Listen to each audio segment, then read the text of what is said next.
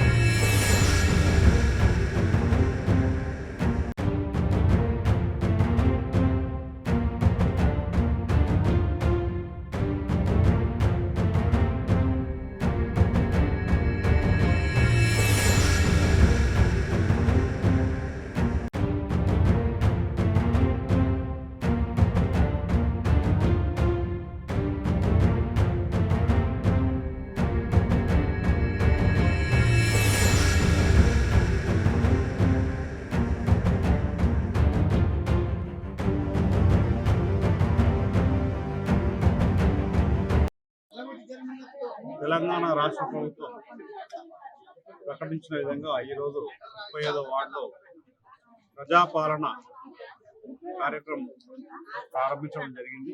ఈరోజు ఉదయం 9 గంటలకు ఈ కార్యక్రమం ప్రారంభమైంది. తెలంగాణ ప్రభుత్వం హామీ ఇచ్చిన విధంగా ఈ కార్యక్రమంలో 6 గ్యారెంటీలకు సంబంధించి లబ్ధిదారు నుండి దరఖాస్తు తీసుకోవడం జరుగుతుంది. ఉదయం నుండి కూడా ఈ కార్యక్రమం చాలా బ్రహ్మాండంగా జరుగుతుంది. ప్రజల స్పందన బాగా ఉంది. అదేవిధంగా ఈ కార్యక్రమంను చేపట్టినందుకు ఒక రకంగా ప్రభుత్వాన్ని అభినందించవచ్చు. ఎందుకంటే లబ్ధిదారులకు సంక్షేమ కార్యక్రమం అందించాలనే సదుద్దేశంతో ఈ కార్యక్రమం చేపట్టడం జరిగింది. అందులో భాగంగా మా వార్డులో కూడా ఈ కార్యక్రమాన్ని జయప్రదంగా చేస్తున్నాము. ముఖ్యంగా ఈ కార్యక్రమంలో రేషన్ కార్డులకు చాలా అప్లికేషన్ వస్తున్నాయి. ఎందుకంటే చాలా రోజుల నుండి రేషన్ కార్డు ఇవ్వడం జరగలేదు కాబట్టి. అదేవిధంగా మా వార్డుకు సంబంధించి ఇల్లు లేని నిరుపేదలకు గృహలక్ష్మి పథకం, అదేవిధంగా గృహజ్యోతి తదితర పథకాలన్నీ కూడా లబ్ధిదారులకు చేకూర్చే విధంగా మా వంతు ప్రయత్నంగా ఈ వార్డు కౌన్సిలర్గా మా వంతు ప్రయత్నంగా ఈ కార్యక్రమం విజయం చేయడానికి ప్రయత్నం చేస్తున్నాము. లబ్ధిదారులందరూ కూడా సదావకాశాన్ని వినియోగించుకోవాలని, గవర్నమెంట్ ప్రభుత్వం తరఫున వచ్చే సంక్షేమ కార్యక్రమాలన్నీ అందిపుచ్చుకోవాలని కోరుచు సెలవు. ఈ రోజు మా 35వ వార్డులో ప్రజాపాలన కార్యక్రమం నిర్వహించడం జరిగింది. ప్రజలు పెద్ద ఎత్తున ఈ కార్యక్రమంలో పంచుకోవడం జరుగుతుంది. గవర్నమెంట్ మన తెలంగాణ గవర్నమెంట్ వచ్చిన తర్వాత ఈ ప్రజాపాలనలో 6 పథకాలను మనకు ఇవ్వడం జరిగింది. ఈ పథకాలను అందరూ సద్వినియోగం చేసుకోవాలని, అందరూ అప్లై చేసుకోవాలని కోరుతున్నాము. అదేవిధంగా వినియోగదారులకు ఏదైతే లేదో అది అందరికీ అందాలని ఈ విధంగా తెలియజేస్తున్నాము. ఈ రోజు మా 35వ వార్డులో ప్రజాస్పందన చాలా బాగుంది. ఇక్కడ మేము కూడా ఈ రోజు ఇక్కడనే ఉండి ఎవరెవరికి మేము వస్తున్నాం. Thank you.